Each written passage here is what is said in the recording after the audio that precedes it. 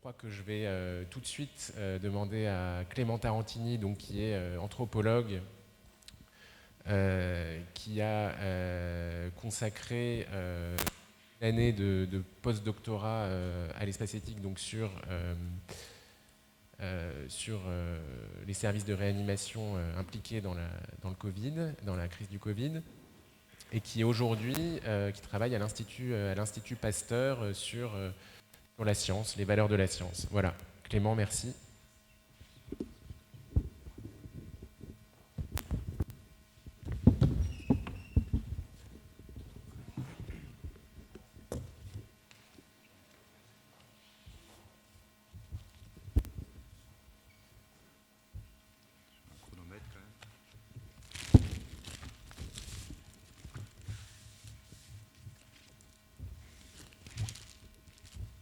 Bon. Bonjour à toutes et à tous et merci donc aux organisateurs, organisatrices de m'avoir convié. Donc, comme l'a dit Paul Loup, pour échanger quelques réflexions sur l'éthique du soin et donc plus précisément sur l'éthique du soin en milieu hospitalier et pendant cette crise du Covid-19, durant les premiers mois de cette crise, les 2-3 premières vagues. Alors, je vais revenir. Moi, je suis anthropologue, donc Paul Loup l'a dit, je travaille à l'Institut Pasteur, ou plutôt là, je m'intéresse à l'expérience de la crise du Covid depuis cet institut et ses acteurs, et donc plutôt comment on fait de la science en temps de crise. Mais donc je ne vais pas m'attarder là-dessus, puisque ce matin, je vais plutôt vous parler de la recherche que j'ai réalisée donc avant, au sein de l'équipe recherche en éthique et épistémologie du CESP et de Paris-Saclay et de l'espace éthique Île-de-France, une recherche donc postdoctorale qui s'inscrit dans un projet qui s'appelle Covid Ethics. Dans les grandes lignes, dans ce projet, on a cherché à interroger la notion d'expérience dans cette crise, et on s'est donc demandé en fait si dans cette période de crise qui induit des bouleversements, donc bouleversement des normes professionnelles, des protocoles et plus largement des standards du soin, donc si dans ce contexte de crise, l'expérience, c'est-à-dire au sens d'expérience empirique, mais aussi clinique, expérience individuelle, mais aussi collective, et donc des expériences dans toutes leurs dimensions également sensibles et affectives, et donc si cette expérience avait pu jouer un rôle nouveau dans la construction des activités de soins. Et donc, comme vous l'aurez remarqué, dans le titre de cette présentation, je parle d'expérience éthique, puisque c'était un concept au cœur finalement de ce travail de recherche, avec lequel on est parti, si vous voulez. Et donc, on a souhaité plus précisément investiguer les expériences du soin en temps de crise au prisme des enjeux et des ajustements éthiques dans lesquels elles pouvaient s'incarner, donc encore une fois dans les activités de soins. Alors, pour le dire peut-être plus simplement et plus succinctement, on pourrait formuler notre question initiale ainsi. Est-ce que dans ce contexte de crise et donc de mise à l'épreuve des normes professionnelles en vigueur, l'expérience a tenu une place singulière et nouvelle dans la résolution des problèmes en lien avec l'éthique du soin pendant la crise? Voilà, donc ça c'était très rapidement pour le cadre général de ce travail de post-doctorat et des quelques réflexions donc, que je vais vous présenter ici. Je vais revenir là rapidement encore sur les aspects méthodologiques, c'est quand même important de cette recherche. Donc c'est une recherche qui repose sur une enquête empirique. Et donc, je mobilise les outils de la sociologie et de l'anthropologie, donc c'est-à-dire des entretiens et des observations in situ, donc des observations finalement des situations de travail, et donc des discussions informelles aussi. Une recherche qui a débuté en novembre 2020 et qui s'est achevée en août 2021, et qui s'est donc déroulée dans 4 services hospitaliers, 2 services de maladies infectieuses et 2 services de réanimation à Paris et Marseille. Alors pourquoi ces 2 spécialités? Tout d'abord parce qu'elles ont été en première ligne dans la prise en charge de ces patients. Pour les maladies infectieuses, parce qu'ils sont spécialisés, ils ont des compétences sur les pathologies infectieuses tout simplement, et donc le soin des maladies infectieuses. Et les réanimations, parce qu'eux, ils ont des compétences sur les soins critiques et que finalement, ils interviennent aussi à différents moments de la prise en charge. Donc les maladies infectieuses plutôt en amont, quand il s'agit de surveiller en hospitalisant des patients atteints de formes graves du Covid, et les réanimations plutôt en dernier recours, on va dire, lorsque le patient se dégrade et qu'il y a un risque vital. Et donc, pour cette même raison, c'est aussi des soins très différents qu'on fait, ça nous intéressait aussi, en maladies infectieuses et en réanimation. Et donc, pour cette enquête, j'ai réalisé des entretiens avec les personnels soignants, des médecins, des cadres, des infirmières, des aides-soignantes principalement, et des observations de situations de travail qui amènent souvent, surtout dans des contextes professionnels, comme on dit, à mettre la main à la pâte, c'est-à-dire finalement un peu à participer aux activités et aussi donc aux activités de soins du service, et donc à aider les soignants dans la mesure du possible et dans la mesure bien sûr où on me sollicitait. Donc dans le corps de cette présentation, je vais essayer d'aborder 3 volets de cette recherche, c'est-à-dire finalement 3 facettes de cette crise et des façons dont elle a pu s'exprimer dans les services hospitaliers enquêtés. Donc 3 facettes qui chacune comporte son lot de questionnements éthiques en lien avec la pandémie et la façon dont ça vient affecter les activités de soins et les rapports aux malades plus largement. Donc, pour commencer, on va parler un petit peu de la façon dont on choisit et on construit une prise en charge thérapeutique en contexte d'incertitude et d'impasse thérapeutique. Et là, on verra que ces choix thérapeutiques qui relèvent d'arbitrages qui ont trait avec des questions d'éthique du soin, mais que cette éthique du soin, elle est aussi très fortement liée avec le champ de l'éthique de la recherche. Dans un second temps, je vais resserrer la focale sur les services de réanimation. Et là, je vais donc aborder un autre enjeu éthique, celui du risque que j'appelle de dépersonnalisation des patients, donc toujours du point de vue des soignants. À chaque fois, je partirai des discours et des pratiques des soignants. Et donc ce risque de dépersonnalisation qui est dû à plusieurs facteurs qui sont inhérents à cette crise et à cette nouvelle maladie, et qui vient questionner ces équipes sur leurs pratiques et sur leur conception du soin. Et pour finir, donc, toujours en gardant la focale sur les services de réanimation, je vais parler des situations de fin de vie, et plus précisément de l'accompagnement des patients Covid en fin de vie, avec toujours en ligne de mire les questions, les enjeux et les problèmes éthiques qui ont pu émerger de ces situations. Et donc juste pour conclure cette petite introduction, je précise quand même qu'avant de commencer que ce que je vais présenter ici, c'est issu de plusieurs communications et présentations qui ont été réalisées notamment au sein d'événements organisés par le CESP et l'Espace éthique Île-de-France, ou aussi de colloques et de congrès externes. Donc là, j'ai remanié un petit peu ces présentations pour les besoins de cette journée. Mais il est possible que si vous avez assisté à ces événements, ça fasse un peu redondance. Et autre chose, c'est que ces réflexions, c'est aussi le produit finalement de réflexions collectives qui ont eu lieu, et d'échanges donc, qui ont eu lieu avec les collectifs de recherche que sont l'Espace éthique et le CESP. Et notamment le premier point qui a été vraiment co-pensé et co-écrit, puisqu'on a fait une petite communication là-dessus et qu'on essaie de faire un article avec Léo Coutelec qui enseigne ici et qui dirige l'équipe recherche en éthique et épistémologie. Alors, pour commencer, donc, on va parler des prises en charge et des choix thérapeutiques dans ces services. Alors, petite mise en contexte, souvenez-vous, les premières semaines de cette crise, les premiers mois même, il n'existe aucun traitement donc reconnu efficace par la communauté médicale et scientifique. Mais il y a quand même plusieurs molécules qui sont scrutées de près, notamment parce qu'elles ont eu des effets in vitro sur le virus.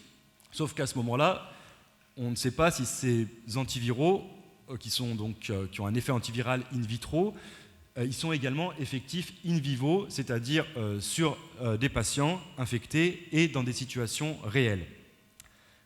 Et les premiers essais cliniques qui sont censés donc tester ces molécules in vivo, ils ont à peine débuté et ils vont mettre du temps à livrer leurs résultats. Sauf que quand même, très rapidement, il y a certains médecins donc, de l'IHU de Marseille qui affirment qu'ils détiennent déjà la preuve de l'efficacité d'une molécule grâce à un essai thérapeutique qu'ils ont réalisé donc, au sein de cet institut. Et cette molécule, bien sûr, donc, c'est l'hydroxychloroquine. Sauf qu'il y a un problème, c'est que le protocole qui a été mis en place par ces équipes pour tester cette molécule, il est très critiqué, notamment et principalement pour son manque de rigueur méthodologique. Donc finalement, la communauté médico-scientifique, elle ne reconnaît pas les preuves fournies par l'IHU et elle demande à ce que soient réalisés des essais cliniques qui répondent aux normes scientifiques pour prouver définitivement, entre guillemets, le rôle ou non de l'hydroxychloroquine face à ce virus. Et donc sur la baisse de la charge virale, puisque c'était ça un petit peu qui était avancé par les équipes de l'IHU, que ça baissait plus vite la charge virale en prenant de l'hydroxychloroquine. Donc voilà, je ne vais pas m'étendre plus longtemps sur ce moment de controverse, parce que j'imagine bien que la plupart d'entre vous s'en souviennent. Simplement, il faut retenir que cette opinion-là, qui critique finalement cette étude de l'IHU, et qui va à l'encontre des résultats qui sont avancés par ces médecins de Marseille, elle est largement partagée par les médecins que j'ai enquêtés dans ces services. Mais tout en étant partagé, pourtant, il y a un certain nombre de ces médecins, un certain nombre de ces services qui n'évacuent pas l'hydroxychloroquine de leur prise en charge. Puisque dans certains de ces services, les équipes médicales, elles décident de reproduire quasiment à l'identique l'étude tant critiquée de l'IHU, afin de vérifier finalement par eux-mêmes si ce traitement a ou non un effet sur la charge virale, comme le prétendent donc les médecins de cet institut marseillais. Et comme le disent les médecins enquêtés, il s'agit par là de voir si en reproduisant cet essai thérapeutique, ils obtiennent les mêmes résultats qu'à l'IHU. Et donc dans les premières semaines de crise et peu après l'annonce de l'IHU, ces médecins ils administrent de l'hydroxychloroquine à une petite vingtaine de leurs patients, pas plus. Ils réalisent des prélèvements nasopharyngés à plusieurs moments de la prise en charge et ils analysent donc leurs résultats, puisque c'est en faisant des prélèvements nasopharyngés dans l'étude de l'IHU qu'ils ont pu déterminer qu'il y avait une baisse de la charge virale. Et donc tout ça, comme je l'ai dit, avec un très faible nombre de participants, sans bras contrôle et sans randomisation, etc., etc. Et donc finalement, ils reproduisent cette étude de l'IHU avec toutes les failles que pourtant ils dénoncent aussi dans un même temps. Donc comme ils sont dans l'incertitude de savoir si ce médicament a ou non une efficacité donc, sur la charge virale et qu'ils sont aussi dans l'attente des résultats des grands essais cliniques qui viennent de débuter, donc comme Discovery par exemple ou Recovery, ils ont besoin d'en savoir plus et d'éclaircir par eux-mêmes ce qu'on pourrait appeler donc, ce brouillard thérapeutique. Et ils avancent donc à tâtons en reproduisant cet essai, en le reproduisant localement. Ce qui est important aussi, c'est qu'ils ne crient pas sur les toits à leurs collègues d'autres services ou dans les médias qui reproduisent cet essai. Ils font ça, si on peut dire, assez discrètement finalement. Et comme ils le disent très bien, dans le cadre d'entretien, il s'agit pour eux, et là je les cite, de voir si ça marche, ou encore de faire un coup de sonde, parce que, et là je les cite encore, si c'est miraculeux, on va le voir. Et donc on comprend là que c'est une évaluation ici qui repose avant tout sur l'expérience clinique et sur l'analyse de données paracliniques. Donc les données paracliniques, c'est les données issues des prélèvements nasopharyngés qui ont été réalisés sur leurs patients. Mais donc il faut aller un peu plus loin et continuer de se pencher sur les façons dont ces médecins ils justifient ces essais. Parce qu'il y a plusieurs arguments qui sont mobilisés, et pas seulement celui de voir si ça marche, et de tester donc finalement la reproductibilité in situ et localement de cette étude. Donc tout d'abord, ces essais ils sont justifiés par les médecins par le fait qu'il s'agit d'une molécule que chacun dit bien connaître, je cite encore. Alors, on la connaît bien soit parce qu'on la prescrit régulièrement, notamment dans les services de maladies infectieuses, soit parce que plus généralement, c'est une molécule ancienne qui a fait ses preuves, qui a été donc administrée à des milliers et des milliers de patients. Et donc, du point de vue de ces médecins, et aussi en réanimation, il y a un discours qui consiste à dire qu'ils ont l'habitude, comme ils disent, de jongler avec des thérapeutiques, avec des molécules finalement qui sont beaucoup, beaucoup plus toxiques que l'hydroxychloroquine de leur point de vue. Et donc, du point de vue de tous ces médecins, c'est facile de contrôler les risques iatrogènes et donc les effets secondaires. Et on peut noter d'ailleurs là que c'est un des arguments qui avait été fortement mis en avant aussi par les équipes de l'IHU. Mais ces justifications, elles vont à l'encontre des recommandations qui sont formulées à l'époque par les autorités de santé, donc la Haute Autorité de Santé, les sociétés de savantes, etc., etc., puisque ces autorités de santé, au contraire, elles s'inquiètent des risques d'effets secondaires, notamment cardiaques. Et ces autorités de santé aussi, elles recommandent très fortement d'utiliser cette molécule uniquement dans le cadre d'essais cliniques dits de phase 3, donc des essais de grande ampleur, avec un bras contrôle, donc de grande ampleur, c'est-à-dire qui inclut beaucoup de patients, des centaines voire plus, et avec un bras contrôle. Donc finalement, un petit peu tout le contraire de ce que font ces médecins dans leur service. Mais encore une fois, nos médecins, ils disent bien que pour eux, les essais qu'ils mènent ne présentent aucun risque et qu'ils respectent donc en ce sens le principe fondateur de la médecine hippocratique à laquelle ils adhèrent tous, c'est-à-dire le primum non nocere, en premier lieu, ne pas nuire aux patients. Et donc c'est bien parce que ces médecins ils ont le sentiment de maîtriser cette molécule et donc de remplir une condition éthique fondamentale du soin, ne pas nuire aux patients, qu'il y a tout un champ des possibles qui s'ouvre pour tester cette molécule en dehors des recommandations qui sont donc formulées par les autorités de santé et en dehors des protocoles standards de recherche et de soins. Alors ce principe éthique, qu'on pourrait aussi appeler une borne éthique, parce qu'il s'agit bien ici de borner l'essai et ses risques thérapeutiques finalement. Donc ce principe éthique, il vient s'articuler à un autre principe qu'on pourrait appeler un principe d'agir, puisque pour ces médecins, cette situation de crise, et c'est là un autre argument fort qui est mobilisé, elle nécessite d'agir. Et donc là, autre argument fort de ces médecins, puisqu'ils disent très explicitement, je cite, qu'ils ne peuvent pas ne rien faire dans cette situation, ou encore que c'est difficile de ne rien faire. Et donc, dans ce contexte-là, il faut proposer des choses, surtout si on a encore des doutes sur l'efficacité de certains traitements.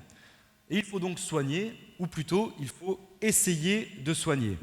Puisque, encore une fois, ces médecins le disent, et là, je reprends encore une fois des propos des entretiens notamment, ils disent il faut essayer des choses, on ne peut pas ne pas essayer, nous on se dit autant essayer, ou encore on a essayé tout ce qu'on avait, ou encore au moins on aura tout essayé. Et on a là un autre point essentiel qui est développé donc, par ces médecins, il s'agit d'essayer. Autrement dit, cette nécessité d'agir, qui répond là à un impératif soignant, donc toujours du point de vue de ces médecins bien sûr, et à une condition éthique du soin, et notamment du soin en temps de crise, elle passe par cet impératif de l'essai, qui est entendu ici dans le sens large du terme, puisque le nom d'essai, que dans ce contexte on corrèle plutôt avec la notion d'essai thérapeutique, et bien ici ça laisse sa place à un verbe d'action, essayer.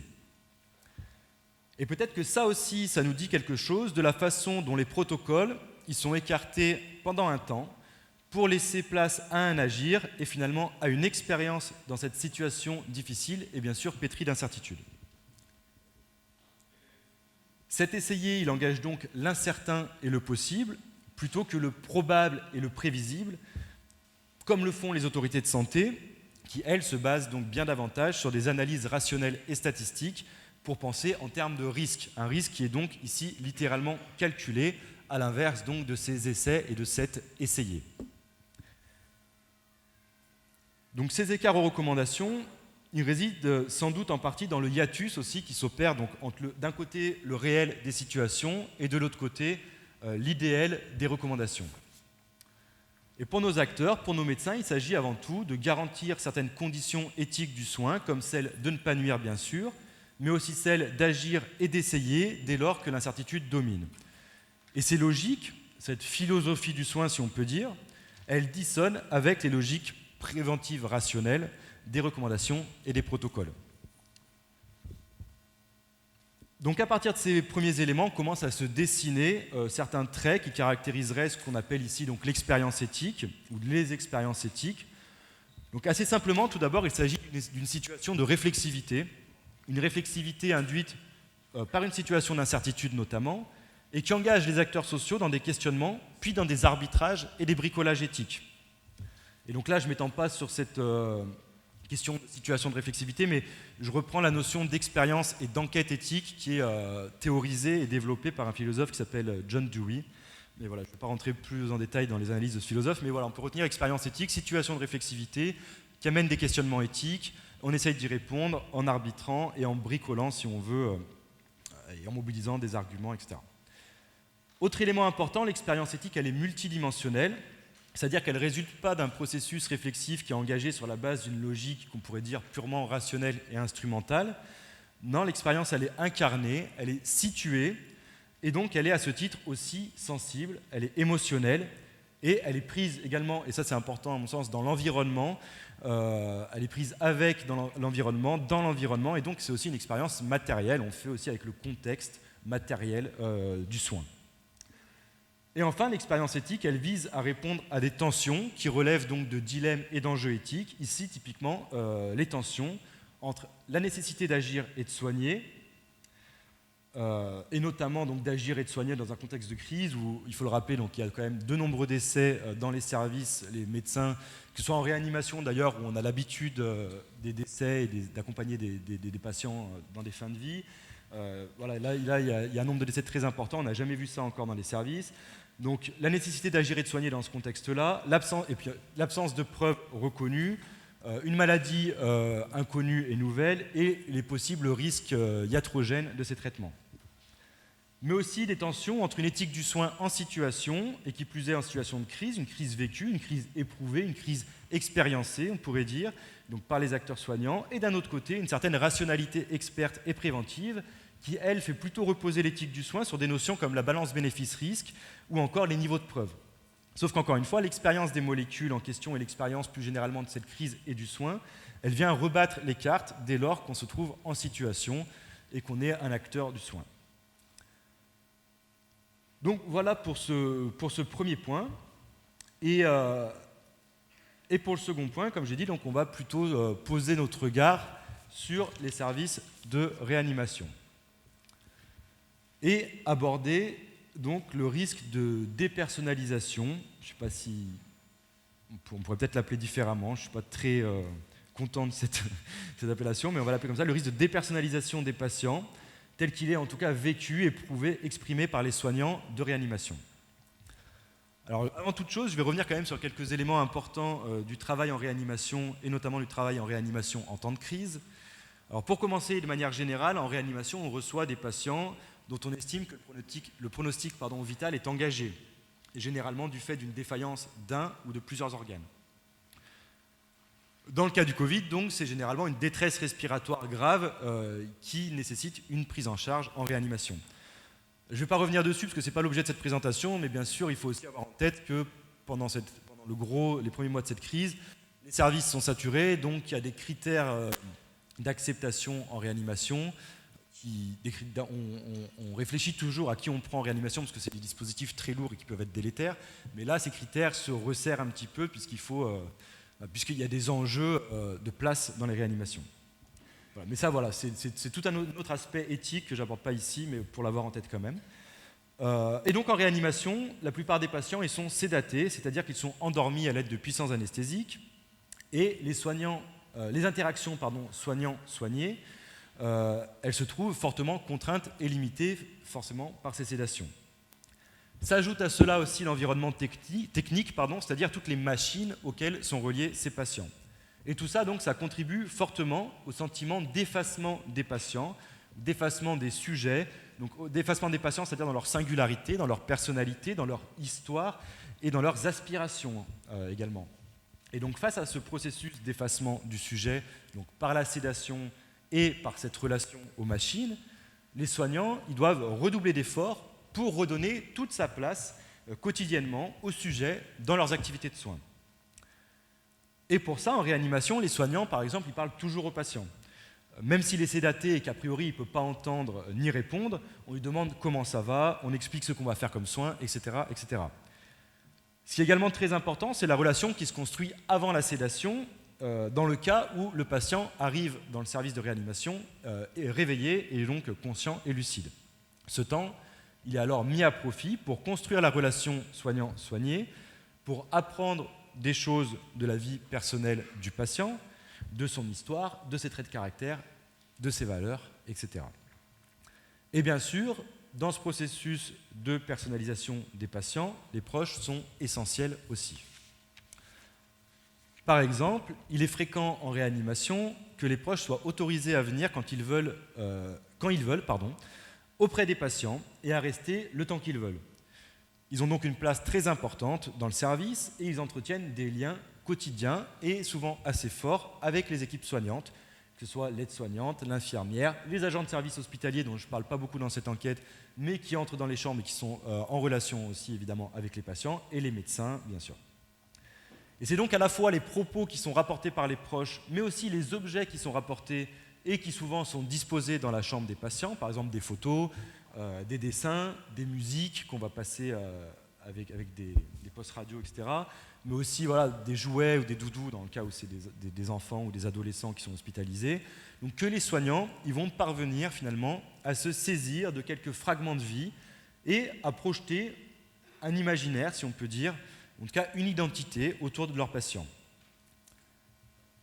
Voilà, donc finalement, il s'agit de ressources et de stratégies permettant de s'engager dans la relation de soins avec tout ce qu'elle comporte de dimension relationnelle et aussi émotionnelle et éthique, comme par exemple respecter du mieux possible les aspirations des patients, notamment quant aux possibles situations de fin de vie et accompagnement à la fin de vie. Et donc là, on est dans les enjeux d'obstination déraisonnable. Et respecter donc les souhaits et les valeurs de ces patients en général. Et donc, l'immense majorité des soignants que j'ai rencontrés pendant le Covid, dans ces réanimations, ils racontent avoir eu à prendre en charge des patients extrêmement graves, qu'il fallait tous les intuber souvent dans des situations d'urgence, donc ce qui fait qu'on les sédate très rapidement quand ils arrivent, sachant que beaucoup arrivent aussi déjà sédatés dans le service, Ce qui déjà pose certains problèmes puisqu'on ne peut pas recueillir, on ne peut pas discuter avec le patient en amont d'une éventuelle sédation. Et bien sûr, vous vous en souvenez également, lors de cette première vague, les visites des proches, elles sont interdites dans les services et donc les familles sont absentes et évincées des services et des soins. Et donc ça, évidemment, ça empêchait un peu plus les soignants de se saisir des singularités de leurs patients. Ajoutez à cela aussi le fait que les patients, les services sont saturés, on augmente considérablement le nombre de lits de ces services, et donc forcément l'intensité du travail, elle augmente avec ça. On ne peut plus passer autant de temps qu'on passait avec chaque patient, etc. etc. Ajoutez à cela aussi, étant donné la gravité de ces patients et de leur détresse respiratoire, ils avaient quasiment tous des séances de ce qu'on appelle un décubitus ventral, qu'on appelle DV dans le jargon médical. Alors cette pratique du DV, je vais revenir dessus parce qu'elle tient une place aussi très importante dans les récits autour de cette première vague et dans ces risques de dépersonnalisation des patients. Donc le DV, ça consiste à retourner le patient sur le ventre pendant plusieurs heures afin de favoriser son apport d'oxygène. Donc finalement, c'est assez mécanique la façon dont ça se passe. On libère des muscles, enfin je ne vais pas rentrer dans les détails, surtout que je risque de dire des bêtises, mais c'est assez mécanique. On met les patients sur le ventre, ça favorise l'apport d'oxygène, et donc il faut retourner régulièrement ces patients sur le ventre pendant plusieurs heures, et ensuite on les remet sur le dos, et on peut réaliser, selon s'il y a une amélioration ou pas, on peut réaliser plusieurs séances de DV pour chaque patient. Il faut aussi avoir en tête que pour retourner un patient et le mettre en DV, il faut en moyenne être 6 soignants autour du patient. Surtout que souvent, dans le cas du Covid, ce sont des patients en surpoids. Qu'en plus de ça, ces patients ils sont reliés donc à beaucoup de dispositifs techniques, matériels un peu partout sur le corps, des sondes d'intubation, des cathéters, des dialyses, des sondes urinaires, etc. Et donc c'est à la fois un soin qui est très physique et à la fois un soin finalement qui est très technique, puisqu'il faut mobiliser et tourner un patient sédaté, sachant qu'en plus dans ces sédations, les patients, on leur met du curare, donc ils ont les muscles paralysés, donc ce qui rajoute un petit peu de la contrainte, on va dire. Donc il faut retourner un patient sédaté et en plus veiller à réinstaller tous les dispositifs sans blesser le patient et sans les arracher évidemment ou les déconnecter. Et donc là aussi on peut noter que c'est un soin qui dénote un petit peu avec le caractère ultra technicisé des soins en réanimation. Et donc ce soin du DV, c'est non seulement un soin de dernier recours, mais c'est aussi un soin qui est redouté par les soignants parce que c'est un soin qui abîme. Finalement, de rester sur le ventre face au matelas pendant plusieurs heures et plusieurs séances de suite, ça favorise fortement le risque d'escarre et de contusion. Donc les corps s'abîment, les corps se dégradent, les corps sont émaciés, etc., etc. Et donc les enquêtés, ils affirment tous qu'ils font des DV de temps en temps en situation normale, mais que c'est quand même finalement pas une part importante de leurs soins, on va dire, une activité très courante. Mais là, pour eux, c'est quelque chose d'unique d'avoir quasiment tous leurs patients, c'est-à-dire généralement entre une vingtaine, voire une trentaine de patients dans le service, qui sont retournés sur le ventre. Et c'est donc une charge de travail et de stress qui est considérable que de recourir à cette pratique de façon quasi systématique. D'ailleurs, ils le disent, ils enchaînaient les DV, et il y a même certains services qui ont fait appel à d'autres corps de métier de l'hôpital pour monter des équipes à un certain moment de la crise pour s'occuper spécifiquement de ces DV, pour libérer aussi de la charge de travail chez ces soignants. Donc voilà, donc en plus des risques physiques du DV pour les patients et de la charge de travail pour les soignants, cette situation de crise, elle renvoie une image de soin, une image du soin qui est tout aussi singulière et inquiétante pour les soignants, puisqu'ils expliquent que la banalisation de cette pratique, elle a donné le sentiment d'un travail, je cite, à la chaîne, ou d'autres me parlent aussi d'un travail quasi industriel. Donc par là, cette pratique, elle est venue marquer un peu plus fort ce risque de dépersonnalisation. On manipule et on retourne des corps à la chaîne, des corps qui sont de plus en plus marqués. Et d'ailleurs, souvent, les familles, elles disent ne pas reconnaître leurs proches quand ils peuvent venir les voir dans les services de réanimation. Et les soignants, ils disent ne pas reconnaître leurs patients quand ils vont les voir, qu'ils ont passé la réanimation, qu'ils ont heureusement survécu, qui sont souvent dans des petits services à côté de soins intensifs, de récupération après la réanimation et de surveillance intensive. Et donc les soignants, c'est très fréquent qu'ils aillent voir leurs patients et qu'ils disent ne pas les reconnaître finalement parce qu'évidemment, du coup, les marques se sont aussi estompées, etc., etc. Dans cette même veine, un médecin me relatera aussi l'image qu'il a traversée en voyant tous ces patients intubés, sédatés et allongés sur le ventre. Il parle, lui, d'une massification des prises en charge, d'un truc industriel aussi et d'un truc à la chaîne. Il parle même dans un article qu'il a écrit de médecine d'abattage, et dans l'entretien que j'ai réalisé avec lui, il parle d'avoir le sentiment d'être dans un hôpital abattoir. Donc voilà, une image qui a imprimé son expérience et plus largement les expériences de la première vague, et qui explique que ce processus de dépersonnalisation des patients, cette impossibilité finalement de s'engager dans une relation intersubjective, elle va aussi de pair, et là je reprends aussi des expressions de soignants, de plusieurs soignants, donc ce sentiment de dépersonnalisation, il va de pair avec un sentiment de déshumanisation. Et toutes les réalités donc décrites ici, elles viennent troubler la relation de soins, bien sûr, et la transformer, voire la renverser, puisque le travail relationnel, il se trouve donc renversé. Le travail relationnel qui est engagé dans ces situations de soins est complètement bouleversé, il se trouve renversé. Puisque en situation normale, si vous voulez, hors crise, les soignants, ils opèrent un double travail.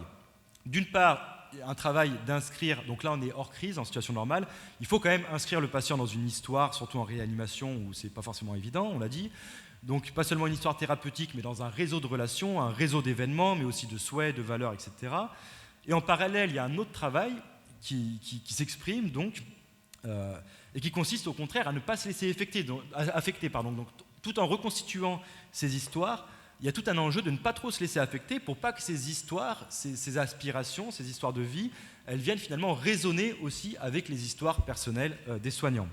Donc il y a un double travail, et ce double travail, il permet, encore une fois en temps normal, de trouver la bonne distance dans la relation de soins afin d'être à l'écoute, afin d'apaiser les patients, et afin de s'engager dans la relation sans se laisser déborder, et donc en maintenant cette distance professionnelle. Donc une bonne distance qui, pour les soignants, ça fait partie de leur éthique du soin aussi, ça permet aux soins de s'exprimer et de se réaliser de la bonne manière dans leur conception du soin. Et donc là, évidemment, il est question d'éthique du soin, et les soignants, ils sont unanimes. La dimension relationnelle et émotionnelle, c'est une composante indispensable du soin. Et donc dans la période de crise Covid et dans les premiers mois, les repères ils se brouillent là encore, et le soin il est ébranlé dans ses composantes relationnelles et émotionnelles. Puisqu'à la suite de ce que je viens d'évoquer, donc sur le risque de dépersonnalisation et ce sentiment de déshumanisation, on comprend que ce double travail relationnel il est mis à l'épreuve, puisque désormais il faut redoubler d'efforts pour réinscrire le patient comme sujet, donc le réinscrire dans son histoire, mais il faut aussi redoubler d'efforts, alors même que ces ressources elles sont limitées, voire elles ont disparu des services, puisque les proches sont évincés, etc. etc. Donc le travail relationnel, là, il ne consiste plus à prendre les distances avec les parcours et les histoires des patients pour essayer de ne pas être trop affecté, mais comme les soignants le disent, il y a toute une part du travail relationnel engagé pendant la crise qui consiste à trouver la bonne distance, cette fois pour rester affecté, ou on pourrait dire pour rester affectable, et donc pour ne pas rester insensible. Et donc ça, c'est bien ce qu'expriment certains soignants, c'est la crainte finalement de ne plus être en mesure d'être affecté par cette situation de crise, parce qu'on réalise un travail à la chaîne, parce qu'on dépersonnalise les patients, etc. Et donc de se trouver malgré soi dans une distance aux patients trop importante et délétère pour le soin. Et donc on comprend que l'impératif de maintenir les patients comme sujet, et donc là, en restant affectable, et en maintenant cette capacité à être touché finalement par les patients et leur histoire, il s'agit encore une fois, je cite, de rester humain. Donc ça encore, c'est des expressions qui reviennent régulièrement. Et donc on comprend que l'impératif de maintenir les patients comme sujets, de ne pas les déshumaniser, ça opère en réalité dans les deux sens. Ne pas répondre à cet impératif du soin, c'est soi-même finalement ne pas rester humain. Et on touche là à des enjeux éthiques qui sont particulièrement forts, puisqu'ils sont prêts à remettre en cause, si on veut, symboliquement et socialement, sa capacité à se conduire en tant qu'individu, en tant que groupe de travail, en tant que collectif, à se conduire donc comme un être humain ou comme des êtres humains. Très très rapidement, pour rester, donc la troisième partie, mais je pensais tenir 30 minutes et j'ai déjà un petit peu dépassé, donc je vais essayer de faire un peu vite. Pour revenir sur cette question des restrictions de visite et sur leurs conséquences dans l'accompagnement des soignants, et donc dans les situations de fin de vie, donc là les proches, ils restent donc aux portes de l'hôpital, si on peut dire. Et beaucoup de soignants, ils ont vécu les accompagnements dans les situations de fin de vie des patients comme une sorte de substitution illégitime aux familles. Puisque les soignants, ils évoquent très explicitement ce sentiment de se substituer aux proches avec amertume, avec colère, avec souffrance aussi, en disant que, et je cite, c'était nécessaire. Encore une fois, ils disent on est humain quand même, on n'est pas complètement inhumain.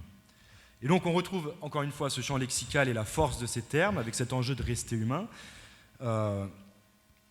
Et comme le disent les soignants, eux ils ont l'habitude, si vous voulez, de ces pratiques d'accompagnement de fin de vie dans leur routine professionnelle, on peut même dire que c'est des gestes, des pratiques et des modes de relation auxquels ils sont habitués et même auxquels ils sont attachés. Ça fait partie de leur travail et des choses qu'ils valorisent aussi quand on parle de leur travail. Sauf que là, la différence, elle est fondamentale, c'est qu'ils ont une famille, mais ils ne peuvent pas l'avoir, ces patients. Et donc cette substitution, elle est vécue comme illégitime, même si à ce moment-là, pour les soignants, elle est indispensable, puisqu'on ne peut pas laisser des patients mourir seuls, entre guillemets. Enfin, pas entre guillemets d'ailleurs. Et donc cette situation, elle est vécue comme une souffrance, un infirmier qui dit « ça choque, mais on est humain, on ne peut pas les laisser mourir seuls ». Et donc là, on voit le poids, toute la responsabilité finalement qui s'abat aussi sur les épaules des soignants dans une période où ils ont de nombreuses autres responsabilités. Et donc cette absence des proches, elle induit aussi pour les soignants une gestion plus importante et plus difficile des émotions. Là, je cite une aide-soignante qui reflète un petit peu l'état d'esprit et ce qu'ont vécu plusieurs soignants. Hein.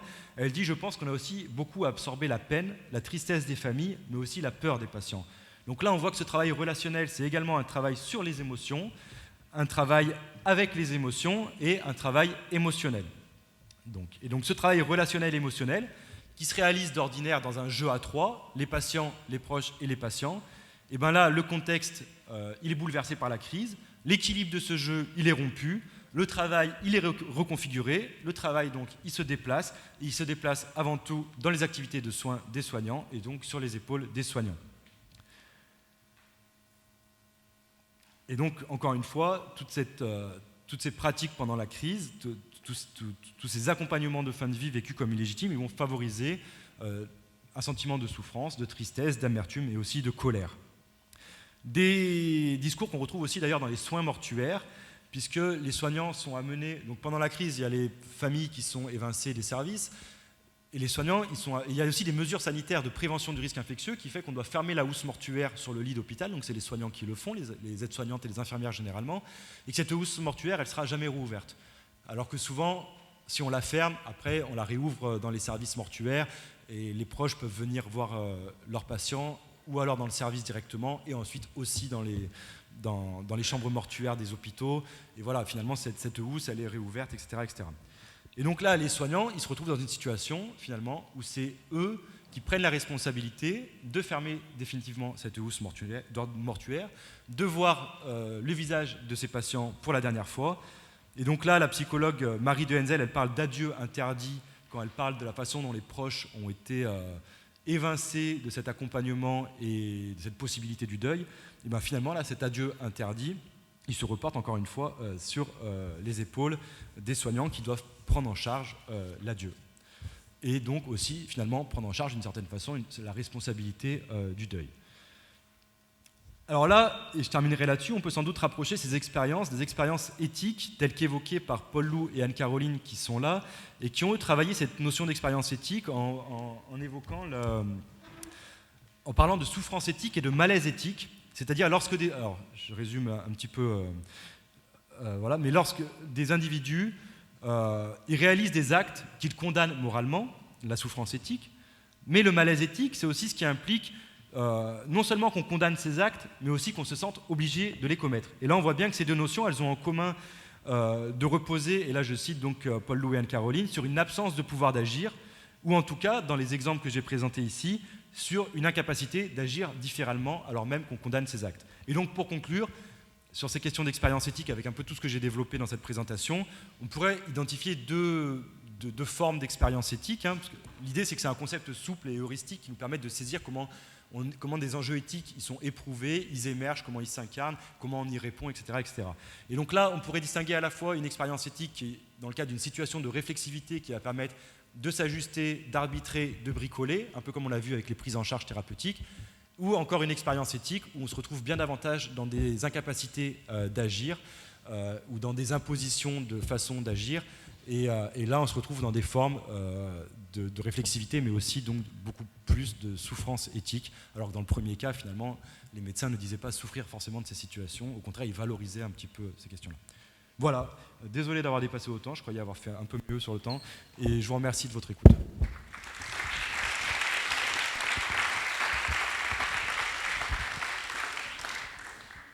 Merci beaucoup Clément. C'était vraiment, c'était vraiment passionnant, même si je t'avais déjà entendu plusieurs fois sur le sujet. J'aurais 2 remarques peut-être avant d'ouvrir sur des questions que vous pourriez vous poser. La première, c'est que ce que tu nous as donné à voir, c'est, je dirais, une éthique descriptive. C'est-à-dire qu'à aucun moment, la question est de savoir ce que les personnes que tu as interrogées auraient dû faire, si elles auraient pu mieux faire. En revanche, je crois qu'il y a un questionnement éthique à partir de ce que tu dis, c'est à quoi, comment il faut faire de l'éthique. Enfin, c'est-à-dire que, en fait, se dégage vraiment une question sur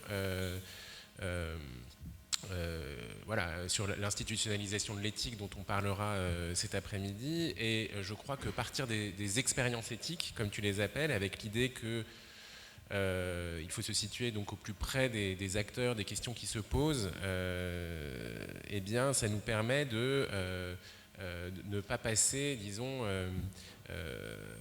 ne pas faire abstraction de ces questionnements fondamentaux, là où finalement partir de conflits qui se poseraient par exemple dans une équipe peut laisser en dessous de ce radar tous ces questionnements éthiques. Bref, voilà une première remarque que je voudrais faire. La deuxième, c'est que quand tu parles du risque de dépersonnalisation, du sentiment de déshumanisation, ce qu'on peut remarquer, c'est que les personnes que tu as interrogées sont attentives à ce qu'elles sont attentives donc aux vertus qu'elles ont. Elles ne sont pas simplement attentives au fait de respecter ou non des règles ou de faire ou non du mal, mais elles développent en fait une éthique des vertus. Et ça, c'est un point quand même fondamental à souligner. Voilà, c'était les 2 remarques que je voulais faire. Et maintenant, je ne sais pas si vous avez des remarques ou des questions vous aussi, mais n'hésitez pas.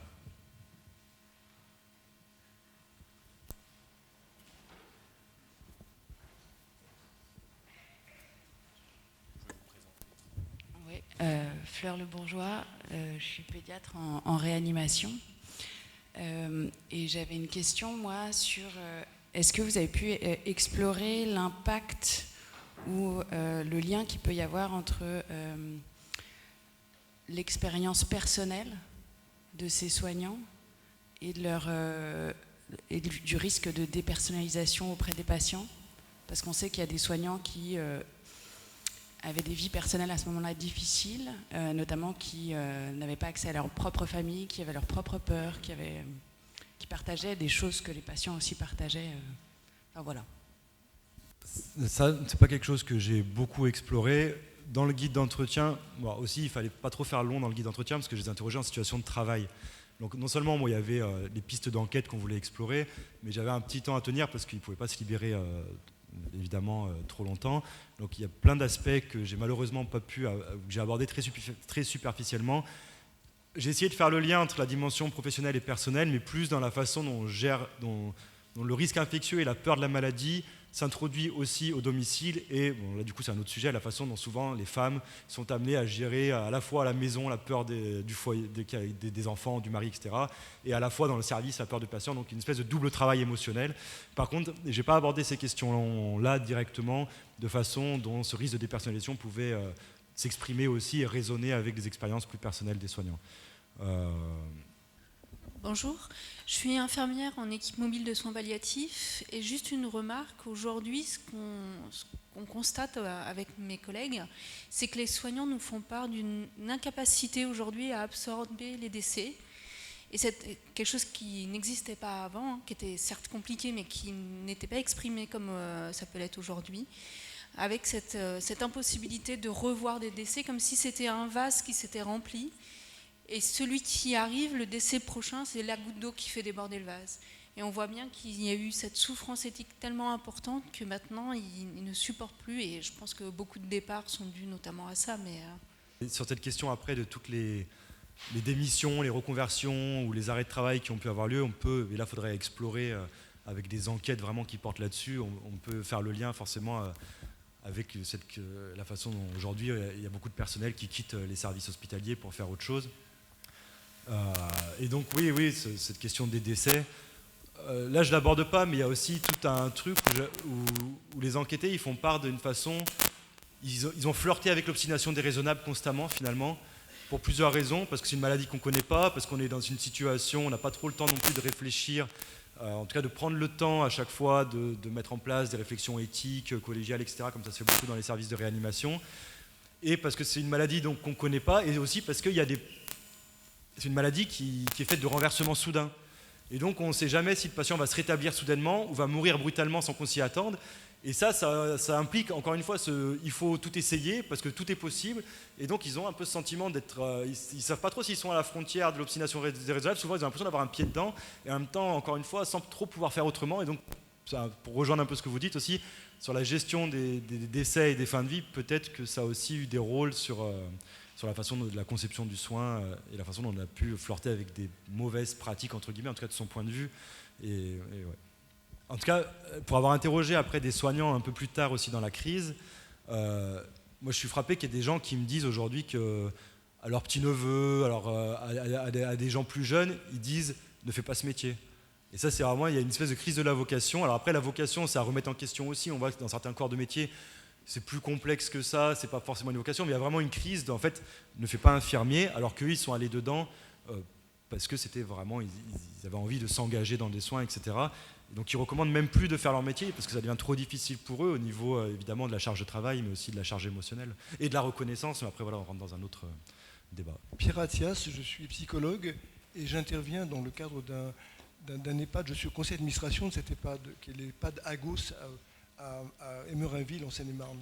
Voilà, c'est un EHPAD qui s'intéresse beaucoup à la question éthique et essaie de voir comment intégrer cette question éthique dans la pratique professionnelle. Et lorsqu'il y a eu le confinement, nous avons eu l'occasion donc, de rencontrer les équipes et j'étais vraiment très, très touché par le fait que la dépersonnalisation, je l'ai rencontrée aussi du côté des soignants aussi. Il y avait des aides-soignantes qui nous racontaient que la journée, elles venaient travailler donc, avec toutes ces inquiétudes, ces angoisses, ces difficultés, pas de matériel, etc. Donc elles étaient traversées par des difficultés énormes. Et le soir, quand elles rentraient chez elles, elles étaient confrontées des fois à leur famille, des fois à leur enfant qui a de 9-10 ans, qui leur disait « t'approches pas de moi, j'ai pas envie d'attraper le Covid », etc. Des choses comme ça qui étaient mais complètement folles, qui bouleversaient complètement tous les repères qu'elles pouvaient avoir dans leur vie quotidienne. Voilà. Très intéressant encore une fois. Et je sais pas, moi je l'ai pas retrouvé comme ça forcément parce que j'ai pas eu l'occasion trop de rencontrer les soignantes ou encore une fois de discuter vraiment de comment ça se passait dans le foyer, etc. Mais du coup c'est intéressant de se pencher sur ce miroir de la dépersonnalisation. Et on imagine aussi que le travail à la chaîne, etc., comme le disait, dans cette éthique des vertus, dans sa façon de se reconnaître dans le soin qu'on prodigue, ça participe de ce sentiment-là aussi. Bonjour, je suis médecin généraliste et j'ai travaillé 2 ans en gériatrie à l'hôpital Rothschild. Surtout pendant la pandémie du coup. Je voulais juste savoir si le fait d'avoir interrogé ces soignants, ça avait permis quand même un peu comme quelque chose de cathartique, de leur faire du bien, et s'il y avait eu des dispositifs quand même si on n'avait pas la possibilité de se rassembler, pour permettre à ces soignants justement en réa de faciliter la discussion et de se rendre compte peut-être de ce qu'ils faisaient.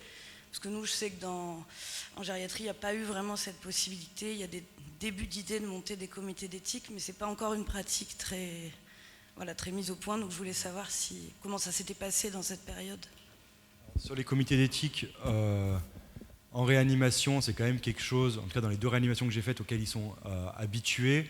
Il y a une réanimation notamment qui a vraiment dit on est en temps de crise, on ne doit pas faire différemment, on doit maintenir nos réflexions, nos trucs nos instances collégiales qui incluent aussi les infirmières, les aides-soignantes pour penser ces situations dramatiques. Donc c'est quelque chose quand même qui avait lieu et donc il y avait vraiment une volonté comme ça, pas dans tous les services. Et la première question, mince, j'ai oublié. C'était si ça avait permis aux soignants quand même de... ça c'est alors, dans un des services que j'ai enquêté, il y a une psychologue qui a été recrutée. Et là, c'est un peu toute l'ambiguïté de la pratique et de la discipline d'anthropologie ou de la sociologie. C'est-à-dire, on fait des entretiens, mais on n'a pas les outils, c'est pas notre but d'avoir une vertu entre guillemets thérapeutique, mais on est quand même un espace de parole, et je pense que c'est aussi pour ça qu'il y a beaucoup de soignants qui sont venus, parce que mine de rien, c'est un espace de parole où on se raconte, où on peut avoir une réflexivité, où on sait aussi qu'il y aura une restitution si on veut, même si après il y a toute une question d'anonymisation. Après nous évidemment on n'a pas les outils, on n'écoute pas de la même façon qu'un psychologue, donc on n'est pas du tout dans des questions de soins, etc. Mais il y a toute cette ambiguïté, et surtout quand on enquête dans des situations de crise où l'anthropologue construit un espace de parole qui peut être saisi et approprié de multiples façons. Et donc même pour nous, des fois, ça nous pose des questions éthiques, comment on se positionne dans ces enjeux-là. Alors on va prendre une dernière question. Deux dernières questions. Oui, bonjour, donc moi je suis kinésithérapeute et en fait je me pose la question des renforts, c'est-à-dire que quand en réanimation il y a des équipes constituées, et donc là j'ai bien entendu sur vos propos qu'il y avait une réflexion éthique globale, mais l'arrivée de renforts de personnes qui n'étaient pas forcément habituées à travailler en réanimation, ou venaient en renfort, est-ce que ça a créé en fait au sein des équipes, je sais pas, des déclics éthiques ou des problématiques parce que vous en faites pas référence? Voilà, alors que moi je l'ai vécu, c'est-à-dire qu'il y a des gens qui étaient infirmiers de bloc et qui sont devenus infirmiers de réa, et en fait la relation thérapeutique au patient n'était pas complètement la même, et de ce fait-là au sein de l'équipe ça a créé des problématiques, quoi. Ouais. J'ai commencé en novembre-décembre 2020 et qu'il y avait déjà des renforts qui étaient partis en fait, et on retrouvait les équipes un peu initiales ou quelques personnes qui avaient décidé de rester après un renfort, mais ça faisait déjà quelques mois qu'ils étaient en réanimation. Donc ça, c'est pas quelque chose que j'ai trop abordé finalement. En revanche, sur les problématiques du renfort, ce que racontent les soignants, c'est que c'était évidemment bienvenu, mais c'était une charge aussi de travail supplémentaire de pouvoir former ces renforts, et donc ils se sont retrouvés des fois dans des situations un peu compliquées, des tensions, parce que des renforts indispensables, mais du travail pour accompagner, parce qu'en réanimation, on est obligé d'être doublé, comme on dit, pendant plusieurs jours. Voilà, c'est la principale chose que peut-être que j'ai à dire sur ces renforts. J'ai pas d'analyse plus loin. Bonjour et merci beaucoup, c'était très intéressant. J'avais une courte question. Est-ce que vous avez pu déterminer au cours de vos entretiens si l'âge et l'expérience des soignants influaient sur le type de réponse? On va dire que ce ne serait pas significatif, parce que comme c'est en tous les réas, je pense que c'est une quarantaine d'entretiens. Donc analyser avec la variable âge les discours qui ressortent, je ne l'ai pas fait, et ça n'aurait pas été... j'aurais pas pu le mettre en avant comme quelque chose finalement de représentatif ou de significatif, parce qu'il y a trop peu de... Il y a un corpus trop faible finalement. Donc c'est pas quelque chose que j'ai véritablement exploré. Une dernière question, Clément. Pour revenir sur la première partie de ton exposé, qui était vraiment aussi très intéressante sur l'essai. On a tout essayé, on peut tout essayer. J'imagine qu'il devait y avoir quand même des dissensions ou des tensions dans l'équipe, parce que on a tout essayé, on veut tout essayer, ou il faut tout essayer. Cette idée vaut si ça ne peut pas être pire, c'est-à-dire si ce qu'on fait en essayant n'aggrave pas la situation, mais j'imagine qu'il devait y avoir des tensions sur... parce que ça ne marche que si on sort d'une logique de bénéfice-risque, c'est-à-dire où finalement ça ne peut pas être pire. Voilà. Il y a un service qui n'a pas essayé l'hydroxychloroquine comme je l'ai raconté, parce qu'eux, ils se basaient vraiment sur le paradigme de l'evidence-based medicine et sur la littérature scientifique qui sortait.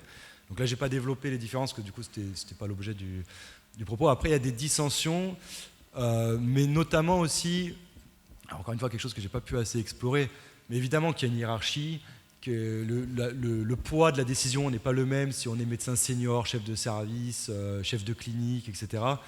Et donc la façon... Et moi, je n'ai pas pu assister aux réunions dans lesquelles on prend ce genre de décision. Et donc finalement, la façon dont ça a été choisi et décidé, j'ai pas d'éléments vraiment là-dessus, sur les rapports de pouvoir qui ont pu avoir lieu et des voix un peu dissonantes qui se seraient exprimées.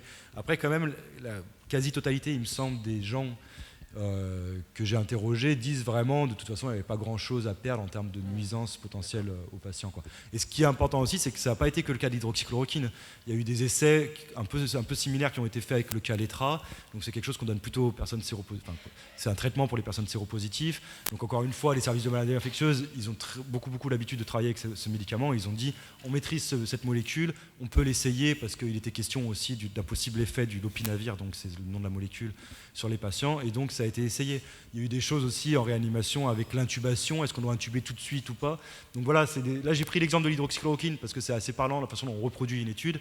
Mais finalement, cet agir, cette possibilité d'essayer, elle se retrouve avec d'autres thérapeutiques. Merci Clément, beaucoup. Merci beaucoup. On peut encore l'applaudir peut-être.